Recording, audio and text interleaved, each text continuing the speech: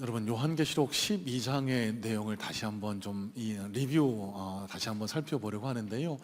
요한계시록에는 해를 옷 입은 여자와 옛뱀 곧 마귀라고도 하는 한 용의 싸움이 그려지고 있습니다. 그 싸움이 세 차례 반복돼서 그려지고 있는데요. 첫 번째는 아이와, 두 번째는 천사 미가엘과, 마지막에는 여자, 즉 이 땅의 교회와 그리스도인을 뜻하는 여자와의 싸움이 이 요한계시록 12장에 그려지는 주된 내용입니다. 여러분, 이 요한계시록 12장의 핵심 내용은요, 그 가운데에 담겨 있습니다. 그러니까 예수 그리스도를 대적하려고 했던 용, 뱀, 사단의 세력이 예수님과의 싸움에서 패배하고 예수님을 쫓아 하늘에 올라갔지만 천사 미가엘과의 싸움에서 패하고 분에서 내려왔다. 여러분, 이 사실을 통해 하나님이 우리에게 보여주기를 원하시는 핵심 메시지는요, 이미 너희는 승리했다는 겁니다. 사단의 세력은, 용의 세력은 결단코 여자의 세력, 하느님 나라의 세력인 교회와 그리스도인들을 이길 수 없다라는 것이 이 계시록 12장에 담겨있는 핵심 메시지라는 사실입니다. 자, 여러분, 계시록 13장을 오늘 살펴보게 될 텐데요, 이 요한계시록 13장도 따로 뚝 떨어진 내용이 아닙니다.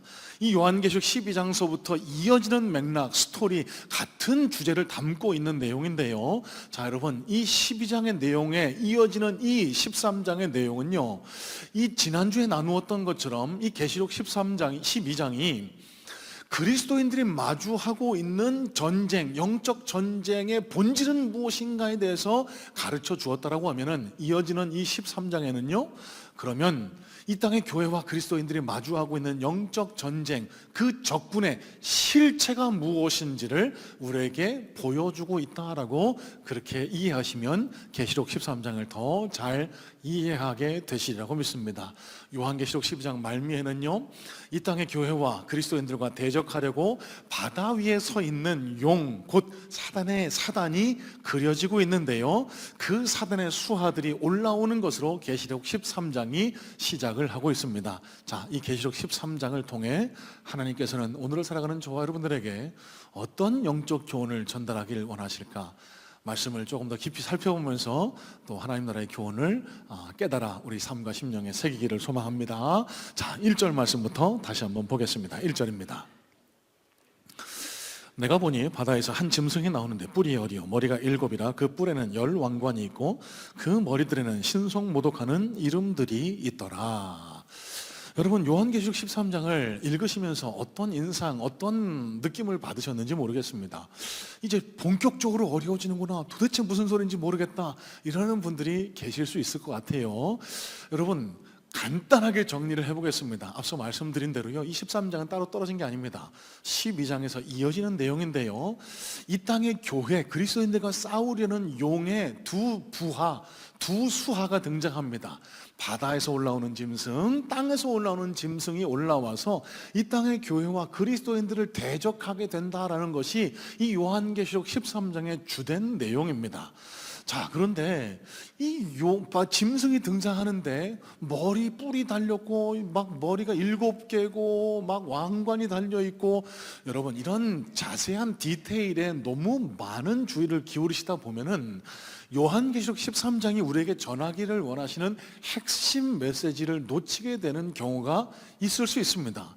여러분, 이 계시록은 묵시문학, 상징성을 가진 편지라고 말씀을 드렸어요. 자, 그러면 바다에서 올라오는 짐승이 뜻하는 것은 무엇일까? 여러분, 용이 그 바다에 서 있고 바다에서 짐승이 올라옵니다. 용과 속성은 비슷하지만 용은 아니에요. 하는 일은 비슷하지만 용과는 본질적으로 다른, 용이 다루는 부하, 수하, 용의 새끼라고 이해하시면 됩니다. 이 바다에서 올라오는 짐승의 모습이 사단을 뜻하는 용과 많이 닮아 있는데요, 머리가 7이고 뿔이 10이고 그 뿔에는 왕관이 달렸대요. 하지만 디테일에 약간의 차이가 있습니다. 그러니까 이 용의 모습을 비슷하게는 하고 있지만 용과는 본질적으로 다른 존재다라는 사실을 여러분 눈치채실 수 있어야 돼요. 여러분, 이렇게 질문하는 분도 계실 것 같아요. 목사님, 그 12장의 용은 일곱 왕관이 있는데 여기 짐승은 10왕관이네요. 뭐가 달라요? 여러분, 그런데 너무 신경 쓰지 마세요. 그게 바로 속임수입니다. 별로 의미가 없어요. 아무 의미가 없습니다. 용과 바다에서 올라오는 짐승은 용의 부하지 본질적으로는 다르다라는 사실을 나타내고 있다라는 정도만 이해하시면 됩니다. 이 바다에서 올라오는 짐승의 모습을 묘사하는 장면을 여러분 구약 성경 어디에선가 보셨을 줄로 아는데, 바로 구약의 예언서인 다니엘서에 이 짐승의 모습이 나타나 있습니다. 그래서요, 이 다니엘서에 나타나 있는 짐승 중에 네 번째 짐승이 가장 강력하거든요. 그 네 번째 짐승의 특징이 머리에 10뿔이 달려있는 거예요. 그 모습을 유사하게 비슷하게 닮아 있다라고 생각하시면 되고요. 머리가 7이다라는 사실은 다니엘서 7장에 나와 있는 짐승의 머리 숫자를 다 합하면 그 머리가 7개다. 아마 요한 사도의 머리에는 이 다니엘서에 나타났던 이 강력한 짐승들의 모습이 머릿속에 새겨져 있지 않았을까라고 우리는 충분히 그렇게 추론해 볼 수 있을 것 같습니다. 자, 여러분, 중요한 것은 본질이죠. 이 바다에서 올라오는 짐승의 정체가 뭐냐는 겁니다. 이 바다에서 올라온 짐승, 용의 수하의 역할은 무엇이고 이게 과연 무엇이냐는 거예요. 여러분, 간단하게 정리 말씀드리면요, 이 바다에서 올라온 짐승의 정체는 이 땅의 권세, 권력을 가진 자들, 정치 세력을 의미한다라고 이해하시면 되겠습니다. 여러분, 이 당시 초대교회 성도들, 교회를 박해하는 세력은 누구였죠? 도미티아누스 황제, 로마 제국이 이 교회를, 그리스도인들을 끊임없이 핍박하고 박해하고 있었던 겁니다. 여러분, 다니엘서에 나타난 것처럼 세상에는 각종 적그리스도의 세력이 나타나게 될 텐데, 이 요한 사도의 머리에는 이 바다에서 올라오는 짐승이 이 그리스도인들과 교회를 박해하는 이 로마 군인들과 로마의 세력들이 그 머릿속에 있지 않았을까라고 우리는 충분히 생각해 볼 수 있어요. 이 짐승의 모습을 이렇게 묘사합니다. 표범처럼 신속하고 곰의 발처럼 강하고 사자의 입같이 포악하다. 여러분, 너무 어렵게 생각하지 마세요. 이 로마가 그리스도인과 교회를 박해할 때 이렇게 포악하게, 이토록 사납게 박해하고 있다는 것을 이 짐승의 특징들을 이용해서 표현하고 있다는 겁니다. 그럼 한 가지 놓치지 마셔야 될 것은 여기 사단, 용이 바다에서 짐승이 올라오고 땅에서 짐승이 올라옵니다. 이 모습은 흡사 성경에서 어떤 모습을 상상하게 하는데요, 어떤 모습일까요, 여러분? 삼위일체 하나님의 모습을 오마주하고 있다라고 보실 수 있겠습니다. 여러분, 그러니까요, 이 바다에서 올라오는 짐승, 땅에서 올라오는 짐승, 나중에 설명을 드릴 테지만 이 땅에서 올라오는 짐승은 적그리스도를 뜻합니다. 이단 사이비를 뜻해요. 예수님의 형상을 닮았지만 예수님 같지 않은 짝퉁 예수님, 이단 사이비를 가리킵니다. 여러분, 영적인 눈을 바로 뜨고 계셔야 이런 사단의 미혹에서 벗어날 수 있다는 겁니다. 제가 아내한테 배운 짝퉁과 진품의 구별법입니다. 세상에는 짝퉁이 많이 존재하죠.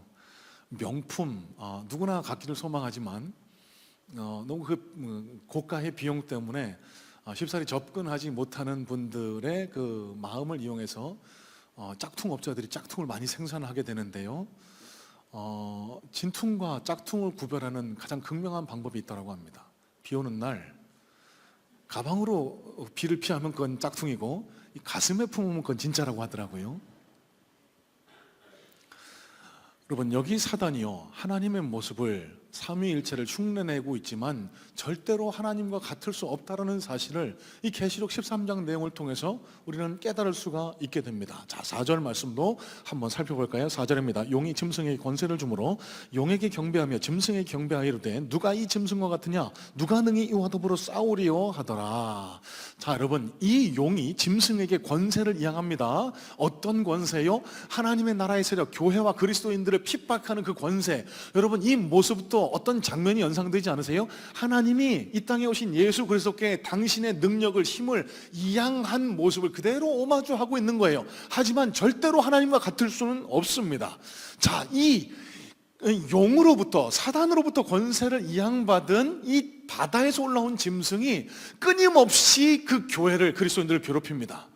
여러분, 요한 사도가 무슨 말을 하고 싶었던 걸까요? 지난주에도 나눴지만 초대교회 성도들이요, 내 사랑하는 동료 그리스도인들이요, 저 로마의 세력이 당신들을 짓밟고 핍박하지만 그 사람들이 진짜 사단은 아닙니다. 우리의 싸움은 혈과 육을 상대하는 것이 아니고 그 뒤에 있는 사단의 세력을 우리가 상대하고 있음을 깨달아야 합니다. 사람을 미워하지 마세요. 로마 교회를 미워하지 마시고 그 뒤에서 역사하는 사단과의 싸움에서 이길 수 있어야 됩니다. 여러분, 이렇게 가르쳐 줬던 것처럼 이 로마 세력이 끊임없이 이 초대교회 성도들을 어렵게 한다라는 사실을 이 바다에서 올라온 짐승의 모습을 통해서 표현해 주고 있는 거예요. 자, 그러면 오늘날을 살아가는 저와 여러분들에게는 어떻게 적용될 수 있을까요? 이 사단의 수하인 바다에서 올라온 짐승이 취하는 행동의 특징이 있습니다. 여러분, 4절 말씀 중간에 이런 구절이 있죠. 누가 이 짐승과 같으냐? 누가 능히 이와 더불어 싸우리요? 내가 최고다라는 겁니다. 이게 최고다라는 거예요. 물론 여러분, 지금 북한이나 어떤 특정 국가에서는 기독교를 아직도 정권 세력이 박해하는 경우가 있긴 하지만 저와 여러분의 경우에는 그렇지가 않지 않습니까? 그러면 이 계시록 13장에 나와 있는 바다에서 올라온 짐승을 우리는 어떻게 받아들이고 해석하는 것이 옳을까? 여러분, 이 특징을 통해 한 가지를 연상하게 됩니다. 이 땅의 그리스도인들을 끊임없이 뒤흔들고 무너지게 하는 우상의 세력들, 뭘까요? 2M의 우상, me and money. 네가 최고다, 돈이 최고다, 누가 이것들보다 더 중요하냐?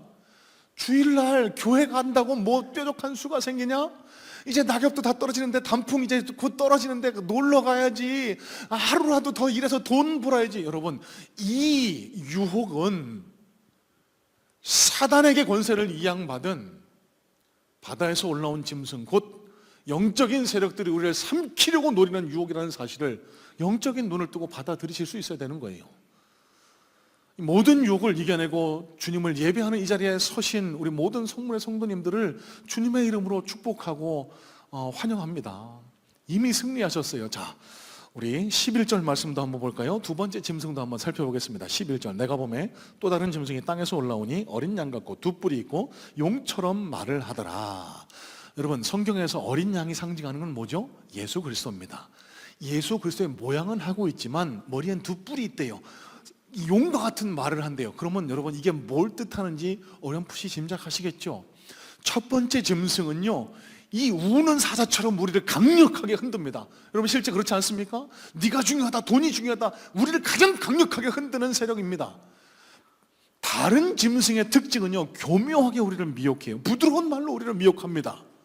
어린 양의 모습, 예수님과 같은 모습으로 우리를 다른 곳으로 인도해요. 여러분, 이거는 적그리스도인 이단 사이비를 뜻하고 있습니다. 종말의 때가 될수록 너희를 참 신앙에서 벗어나게 하려는 이런 적그리스도의 세력, 이단 사이비 신천지의 세력이 판을 치게 될 것이다. 여러분, 이렇게 받아들이시면은 이 두 번째 짐승의 정체를 바로 파악하고 계시는 겁니다. 자, 이 미혹하는 세력, 두 번째 땅에서 올라오는 짐승이 사용하는 방법이 있어요. 13절, 14절인데요. 이렇게 말씀이 기록됩니다. 큰 이적을 행하되 심지어 사람들 앞에서 불이 하늘로부터 땅에 내려오게 하고 짐승 앞에서 받은 바 이적을 행함으로 땅에 거하는 자들을 미혹하며 땅에 거하는 자들에게 이르기를 칼에 상하였다가 살아난 짐승을 위하여 우상을 만들라 하더라. 어떤 방법을 사용하죠? 이적입니다. 신비로운 일을 일으켜서 와, 저기가 진짜 교회구나, 저 사람이 메시아구나, 우리를 착각하게 만든다는 겁니다. 여러분, 잘 새겨 들으셨으면 좋겠습니다. 여러분, 교회 안에만 이적이 일어나는 것 아니에요. 다른 곳에서도, 다른 종교에서도 신비로운 현상, 기적 같은 일이 일어날 수 있습니다. 질병이 떠나가고 신비로운 현상, 영적인 현상들이 일어나는 것, 교회 안에서만 경험되는 것 아니고요, 다른 종교에서도, 이단 신천지 사이비에서도 일어나게 됩니다. 여러분, 그런데 현혹되지 마세요. 여러분, 잘 생각해 보시기 바랍니다. 예수님이 이 땅에 오셔서요, 수많은 병자를 고치시고 죽었던 사람도 살리시고 여러 가지 이적과 기적을 행하셨습니다. 물이 포도주가 되게 하고 오병이요, 물고기 2마리와 보리떡 5개로 2만여 명의 사람을 먹이시는 놀라운 일들을 행하셨거든요. 물 위를 걸어오셨어요. 여러분, 이런 이적을 행하신 목적이 뭘까요? 하나님은 살아계시고 내가 메시아고 나를 통해서 하나님께로 갈 수 있다라는 이 복음을 전달하기 위해서 이 이적들을 행하신 것 아닙니까? 그런데 어떤 신비로운 현상이 일어납니다. 그런데 그 신비로운 현상이 이 이만희 때문에 일어난 겁니다. 아니면은 장기일자가 이 병을 고쳤습니다. 여러분, 그 신비와 이적을 어떤 다른 방향으로, 하나님이 아닌 다른 방향으로 인도하면 그곳에는 진리가 없습니다. 여러분, 또 말씀드려요. 저와 여러분들이 마주하며 살아가는 이 세상은 영적인 세상이기 때문에 귀신들도 역사합니다. 교회 안에서만 신비로운 이적이 일어나지 않고요, 다른 곳에서도 유사한 일들이 일어날 수 있습니다. 하지만 우리가 눈여겨보셔야 할 것은, 여러분, 무당이 작두 탄다고 그곳에 진리가 있지 않잖아요. 우리가 눈여겨보셔야 될 것은 그 신비로운 일이, 기적이 우리를 어디로 인도하느냐는 겁니다. 진리로 인도하느냐 그렇지 않느냐, 이것이 참 종교와 그렇지 않은 것을 판가름하게 돼요. 그 이적과 신비를 통해서 하나님께 영광이 올려 들어가면은, 돌려지면은 그곳이 건강한 교회고 그것이 성령님이 역사하는 곳이지만, 이런 이적은 이마희를 통해서만 나타난다, 이런 이적은 그 권사를 통해서만 나타난다, 여러분, 그곳은 땅에서 올라온 짐승이 통치하는 곳이라는 사실을 여러분 깨달으실 수 있어야 돼요. 여러분, 저희 교회는요, 여러분 앞에 서 있는 목사는요, 개혁주의, 복음주의, 성서주의를 표방합니다. 성경에 있는 그대로 하나님만이 우리의 유일한 소망이시요 그분의 말씀이 참 진리다라는 것이 개혁주의, 복음주의, 성서주의의 핵심입니다. 이 사상에 입각해서 여러분들께 한 가지 권면의 말씀을 드리고 싶어요. 여러분, 신비와 은사주의를 주의하시기 바랍니다. 여러분, 신비주의, 은사주의는 뭐냐면요, 하나님을 믿어서 나타나는 신비로운 현상, 여러분 나타날 수 있어요. 소망하셔야 됩니다. 기도하다 보면 방언이 열리고요, 기도하다 보면 암덩어리가 떨어져 나가고 질병이 치유되고 안 될 것 같은 일들이 일어나고, 이런 일들이 하나님의 능력으로 일어나기도 합니다. 하지만 중요한 것은 은사 신비주의는요, 이 은사, 신비로운 일을 통해 하나님을 믿는 믿음이 강화되고 성장하는 게 아니라 그것에만 천착하는 것, 그것에 집중하는 것, 이걸 가리켜 은사주의, 신비주의라고 합니다. 신비로운 현상만을 쫓아 신앙생활하는 것, 여러분 거기엔 진리가 없어요.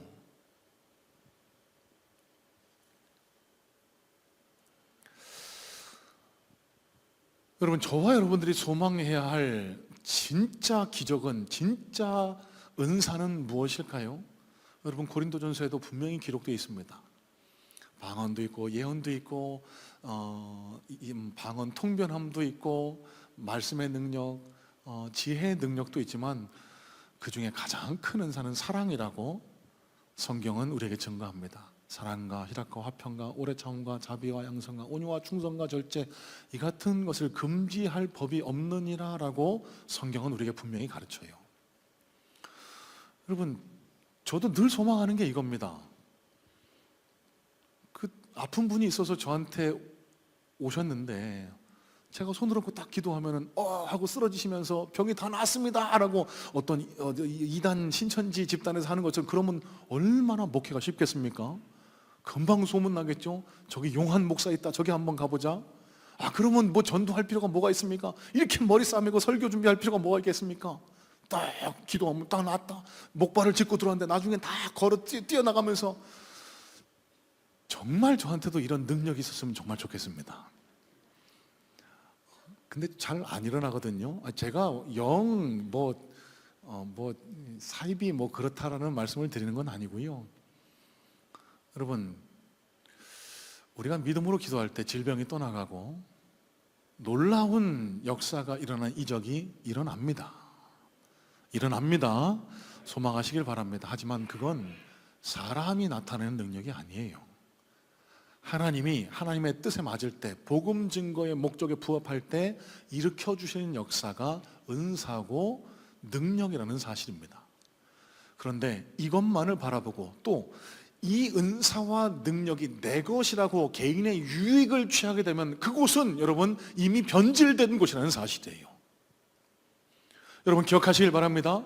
신앙생활하면서 일어날 수 있는 가장 큰 이적은 뭘까요? 내가 변화되는 겁니다. 여러분, 이걸 소망했으면 좋겠어요. 우리 성문의 모든 성도들이 이 기적을 소망했으면 좋겠습니다. 절대로 변할 것 같지 않던, 옛날에는 남을 비방하고 악독한 저주의 말이 내 입에 담겨 있었다라고 하면은 점점 예수 그리스도와 동행함으로 사랑의 언어, 소망의 언어, 화해와 화평의 언어가 담겨지는 것, 여러분, 이게 진짜 기적입니다.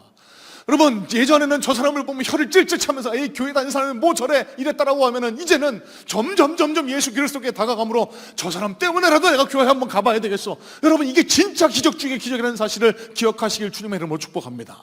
여러분, 저는 성문의 성도님들에게 이 놀라운 역사가 일어날 수 있기를 간절한 마음으로 소망해요. 요한계시록을 강해해 나가는 동안 여러분들의 삶 속에 이 놀라운 기적의 변화가 일어날 수 있게 되길 소망하고요. 그래서 저와 여러분들의 입술과 삶을 통해서 복음이 증거되는 역사가 드러날 수 있게 되기를 간절히 소망하면서 축복합니다. 자, 두 번째입니다.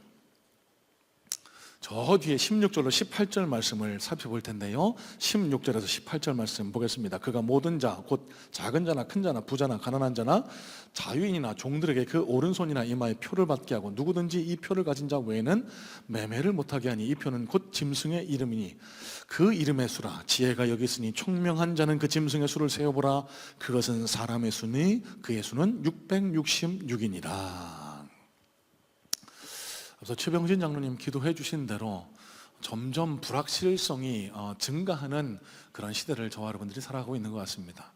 전쟁이 곳곳에서 발생하고, 저 아마게돈 전쟁과 같아 보이는 이스라엘과 팔레스타인의 전쟁, 그리고 코로나와 같은 각종 자연재해, 질병들, 이런 시대에 대한 불확실성들, 미래에 대한 궁금증들, 여러분, 이런 호기심들이 이 본문에 대한 그릇된 해석과 오해를 낳았다라고 저는 그렇게 판단이 됩니다. 사람이요, 이 땅을 살아가다 보면은 연약해질 때 미래가 궁금해집니다. 내 삶에 대한 충실한 소망이 없을 때 미래가 궁금해지고 불안해지게 됩니다. 그러다 보니까요, 이 계시록을 읽으면서 그릇된 해석으로 잘못 빠지게 되는 경우가 많이 있는 것을 우리는 경험하게 돼요. 여러분, 오늘 본문 요한계시록 13장 마지막 절은 이 666이 바로 그 대표적인 케이스가 아닐까 싶습니다. 여러분, 이 666을 잘못 해석하면은요, 잘못된 요한계시록에 대한 이해로 잘못된 신앙으로 발을 들일 우려가 있다는 점을 여러분 미리 말씀을 드리면서요, 자, 그럼 이 666이 도대체 어떤 숫자냐 한번 해석을 해볼까요? 크게 지금까지 두 갈래로 해석을 해왔습니다. 하나는 문자적인 해석, 두 번째는 상징적인 해석입니다. 먼저 드릴 말씀은요, 여러분, 요한계시록을 해석할 때, 읽어 내려가실 때 중요한 원칙이 있습니다. 해석의 방향을 정했으면은 그 방향에서 벗어나지 말자는 겁니다. 이단 사이비들이 주로 쓰는 수법이요, 어떨 때는 문자적으로, 어떨 때는 상징적으로, 문자적으로 막 해석하다가 잘 안 풀려요. 아, 그러면 이건 상징이야. 상징적으로 해석하다 잘 안 풀려요. 아, 그럼 이건 문자적으로 해석해야 돼. 오락가락 왔다리 갔다리 자기 뜻대로 해석하면 이게 코에 걸면 코걸이고 귀에 걸면 귀걸이가 되는 겁니다. 여러분, 그런 식으로 해서는 요한계시록을 건강하게 해석할 수 없어요. 계시록을 해석하는 중요한 원칙이 있습니다. 묵시문학이라는 점, 마치 일제시대에 독립투쟁을 하던 우리 독립군들이 일본 경찰의 눈을 피해서 우리들끼리 알 수 있는 언어로 서로 소통했다라는 그런 형식이 이 요한계시록의 형식, 그리고 대다수의 표현들이 상징적인 의미를 담고 있다라는 이 원칙을 놓치지 않으시면요, 이 요한계시록 13장을 해석하는데도 전혀 어려움을 느끼지 않으실 수 있습니다. 먼저 문자적으로 해석하는 입장을 한번 살펴볼까요? 많은 이들이 지금까지 이 요한계시록 13장 마지막 구절을 문자 그대로 해석하려고 애를 써왔어요. 왜? 이렇게 기록되어 있잖아요. 총명한 자는 그 짐승의 수를 세어보라. 그것은 사람의 수니 그의 수는 666이니라. 총명한 자, 그러니까 신령한 능력이 있는 자는 이 사람이 누군지를 알 수 있게 된다. 666이 누군지를 깨닫게 된다. 이런 식으로 해석을 해서 사람들을 미혹했어요. 이 문자 그대로 해석하면은요, 이 666이 어떤 한 특정인 개인, 사람을 가리킨다라고 목적을 갖고 해석을 하게 됩니다. 그래서 나오게 된 학설이, 이 666이 가리키는 대상이 로마 황제 킬리굴라, 트라이안, 배교자 유리안, 반달족, 교황 베네딕트 9세 혹은 바오로 5세 혹은 마호메트 등등, 그러니까 이 예수 그리스도와 교회를 박해하는 어떤 한 개인이 바로 이 666 짐승이다라고 문자적으로 해석하려고 했던 거예요. 자, 그 대표적인 케이스가 네로 황제입니다. 이 네로 황제의 이름을 히브리어로 그대로 발음하면 네오룬, 카사르 네룬이라고 그렇게 발음이 되는데, 이 카사르 네룬을요 그 유대인의 숫자 상징으로 표현하면 이렇게 된답니다. 100 더하기 600 더하기 200 더하기 50 더하기 200 더하기 6 더하기 50 모두 합하면 666입니다. 그래서 이 666이 네로 황제를 의미한다라고 그렇게 해석을 하기도 했어요. 여러분, 좀 무리한 해석입니다. 물론 로마 황제 네로가 이 교회와 그리스도인을 핍박하기는 했지만 이 요한계시록 전체는 상징의 의미를 담고 있다라고 누차 말씀을 드렸습니다. 자, 그러면 이 666의 정체는 뭘까요? 예전에도 말씀을 드렸습니다. 히브리인들이 숫자의 어떤 의미를 담아서 표현하는 수비학을 게마트리아라고 그렇게 지칭한다라고. 그래서 2는 증인의 수고, 3은 하늘의 수, 4는 동서남북을 가리키는 수, 6은 사람의 수 혹은 불완전 수입니다. 7이 완전한 숫자, 하나님을 가리키는 숫자입니다. 그래서 14만 4천도요 12, 그러니까 구약시대 백성 곱하기 12, 신약시대 백성 곱하기 충만한 수 1000을 다 곱하면 14만 4천. 그러니까 이 14만 4천이 신천지가 주장하듯이 물리적인 숫자가 아니라 이 땅을 살아가는 예수 그리스도를 믿는 모든 성도를 가리키는 숫자라는 것처럼 666도 어떤 한 개인을 가리키는 것이 아니라 완전한 수, 하나님을 뜻하는 777에 하나씩 모자란 숫자. 그러니까 하나님을 닮아가려고 하고 하나님을 모방하려고 하지만 하나님이 아닌 유사 짐승, 그러니까 악의 세력, 하나님의 세력에 대항하는 모든 사단의 세력을 가리켜 666이다 이렇게 해석하시면 정확합니다.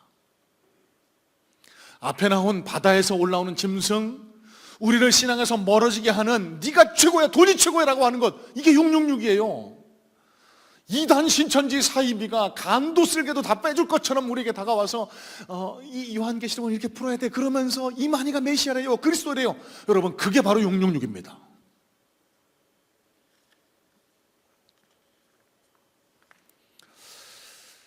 많은 분들이요 이 666을 잘못 해석하셔서 바코드다, 컴퓨터다. 그래서 어떤 극단적인 분들은 슈퍼 가셔서도요 이 바코드가 찍힌 상품은 일절 구매를 안 하셨던 분이 있었다라고 합니다. 말도 안 되죠. 여러분, 하나님이 이 땅을 살아나가는 백성인 저와 여러분들 뭐 굶어 죽으라고 뭐 사 먹지 말라고 하실까요? 아니잖아요.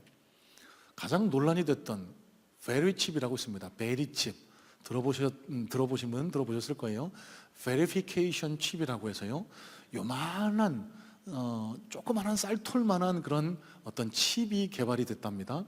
이걸 몸속에 넣으면은요 주민등록증, 여권 갖고 다닐 필요 없고 그 베리칩을 통해서 한 사람의 건강 상태를 체크할 수 있다라고 해서 획기적인 발명이라고. 그런데 기독교 일각에서는 이게 바로 666 짐승의 표라고, 그거 받으면 지옥 간다라고 그렇게 막 주장을 하는 사람, 그래서 역전 앞에 나와 베리칩을 반대합시다 이런 사람도 있었고요. 또 그 반대는 그거 아니다 그러면서 서로 둘이 싸우기도 하는 이런 일도 있었다라고 해요. 여러분, 제가 답을 알려드릴게요. 그 베리칩 아무것도 아닙니다. 그 베리칩 아무것도 아니에요. 여러분, 지금 중국의 안면 인식 기술이 매우 발달한 것 아실 겁니다. 사람의 얼굴을 영상으로 찍어서 그 사람의 신분을, 이동을 다 확인할 수 있는 시대가 됐는데, 여러분, 그 베리칩이 666이다? 여러분, 무리가 있습니다. 여러분, 그리고 한번 생각해 보세요. 사도 요한이 극심한 박해 앞에 섰던 초대교회 성도들, 교회들에게 써보낸 편지를 쓰면서, 위로와 소망의 편지를 쓰면서 그 베리칩을 머릿속에 생각하고 이 글을 썼을까요? 잘 납득이 안 되는 해석이에요.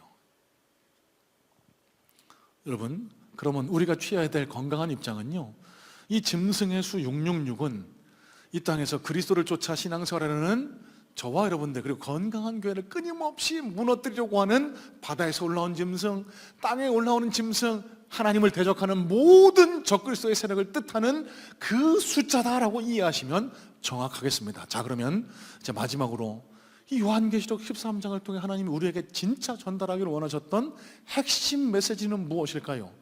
여러분, 요한계시록 12장, 제가 서론에서 말씀을 드리면서요, 계시록 12장의 핵심 메시지가 가운데에 있다라고 말씀을 드린 바 있습니다. 그래서 어떤 신학자는요, 이 계시록 12장과 13장의 구조를 그 노른자 구조, 계란 구조라고 해석을 하기도 합니다. 그러니까 앞뒤로 흰자가 핵심 내용인 노른자를 싸고 있듯이 계시록 12장도 이런 구조를 가지고 있다는 거예요. 여러분, 계시록 12장에 어떤 구조가 나타나 있죠? 용이 싸워요. 누구와 싸워요? 아이와 싸워요. 예수 그리스도와 싸웁니다. 그 중간에 천사 미가엘과 싸웁니다. 그리고 내려와서 교회와 싸워요. 여인과 싸워요. 이 12장의 핵심 내용은 계시록 한가운데 나와 있는 승리의 선포라는 겁니다. 아무리 악의 세력이, 사단의 세력이 예수 그리스도를 쫓아 저 천상으로 올라왔지만 이미 예수 그리스도께서, 천사 미가엘이 이미 이겨놓았다. 너희는 이미 승리한 존재다. 사단이, 용이 너희를 흔들려 땅에 내려갈 것이지만 절대로 너희는 흔들리거나 미혹당하지 말아라. 왜? 예수 그리스도께서 이미 너에게 완벽한 승리를 이루어 놓으셨기 때문에. 여러분, 이게 계시록 12장의 핵심 내용이라고 말씀드렸어요. 자, 다음 사진도 보여주세요. 이것과 마찬가지입니다. 계시록 13장도 이런 구조로 우리는 해석해 볼 수 있습니다. 바다에서 올라온 짐승, 너희가 용과 싸움을 하게 될 텐데 너희가 마주해야 할 싸움의 실체는 이거야. 바다에서 올라온 짐승이야, 땅에서 올라온 짐승이야. 이걸 알려주시면서요, 하나님이 우리를 겁주시려고 이 짐승들 봐봐 얼마나 무서워, 이걸 알려주기 위해서 이 계시록 13장을 읽게 하셨을까요? 아니요. 하나님의 진정한 메시지는 그 가운데 담겨 있는 겁니다. 9절로 10절에 그 핵심 메시지가 담겨 있는 거예요. 자, 9절에 10절 어떤 말씀이 기록되어 있나 한번 다시 살펴봅니다. 9절 10절, 누구든지 귀가 있거든 들을지어다. 사로잡힐 자는 사로잡혀 갈 것이요 칼에 죽을 자는 마땅히 칼에 죽을 것이니 성도들의 인내와 믿음이 여기 있느니라. 여러분, 계시록 13장을 읽으시면서요, 절대로 다른 데에 경도되지 마세요. 많은 분들이 이 지적인 호기심, 이단과 신천지 사이비를 통해 전해진 그런 어떤 그릇된 해석 때문에 666, 짐승의 숫자, 이 짐승의 형상, 이런 것들에 우리 마음과 정신을 빼앗기는 경우가 많이 있지만 하나님이 우리에게 전하기 원하시는 진짜 메시지는 거기에 있지 않습니다. 그거는 아주 간단하게 해석이 되는 문제들이에요. 진짜 하나님이 우리에게 깨닫기를 원하시는 핵심 메시지는요, 이겁니다. 바다에서, 땅에서 사단의 수하들이 올라와서 너희를 예수 믿지 못하게 하려고, 너희를 신앙에서 멀어지게 하려고 끊임없이 흔들 텐데 너희는 이미 이겼어. 너희는 결코 지지 않을 거야. 그러니까 인내와 믿음을 가지고 끝까지 싸워 이겨야 돼. 여러분, 이게 예수님이, 하나님께서 우리에게 전하기를 원하시는 진짜 핵심 메시지라는 사실입니다. 여러분, 다시 말씀드립니다. 계시록 13장을 읽다 보면은요, 잘못 읽으시면 이런 혼돈에 빠질 수 있습니다. 아, 나도 짐승의 표를 받으면 어떡하지? 나도 666 짐승이 와서 싫어요 이런데도 머리에다가 꽝 666 찍어갖고 지옥으로 끌고 가려면 어떡하지? 여러분, 염려하지 마세요. 그건 아무 의미가 없습니다. 왜요? 저와 여러분의, 눈에 보이지는 않지만 저와 여러분의 이마와 심령에는 이미 인이 박혀있기 때문에. 어떤 도장이요? 예수 그리스도의 인, 너는 내 것이다 꽝 하고 이미 도장을 찍어주셨기 때문에 우리에게 어떤 짐승의 표가, 어떤 짐승이 우리를 미혹하더라도 우리는 흔들리지 않을 수 있습니다.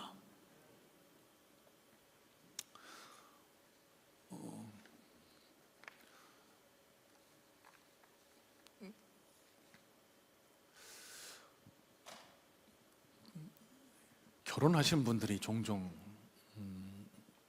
그 결혼 생활에서 벗어나서 다른 분들에게 미혹당해서 가정이 흔들리고 아픔을 당하는 경우가 있는데요.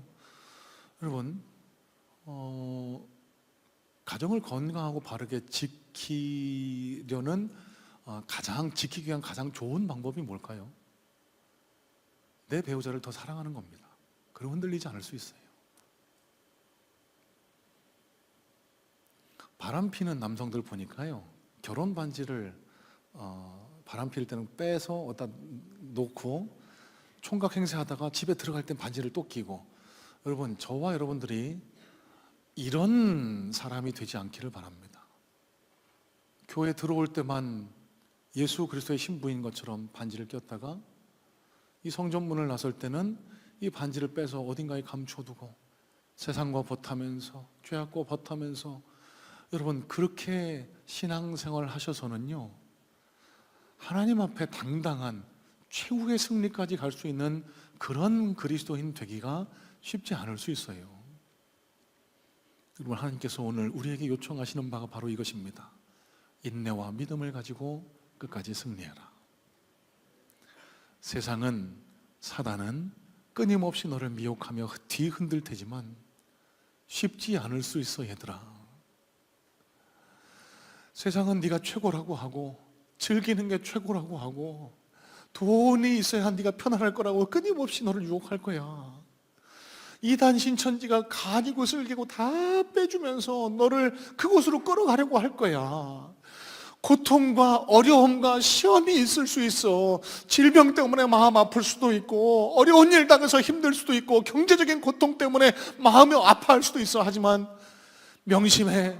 내가 너희를 승리로 이끌어가기 위해서 내가 이 땅에 와서 십자가에 달려 이미 죽었고 완벽한 승리를 이미 너희에게 선물해 주었고 너희가 내 곁에 있는 한 너희는 결단코 지지 않는, 결단코 패배하지 않는 존재라는 걸 명심해.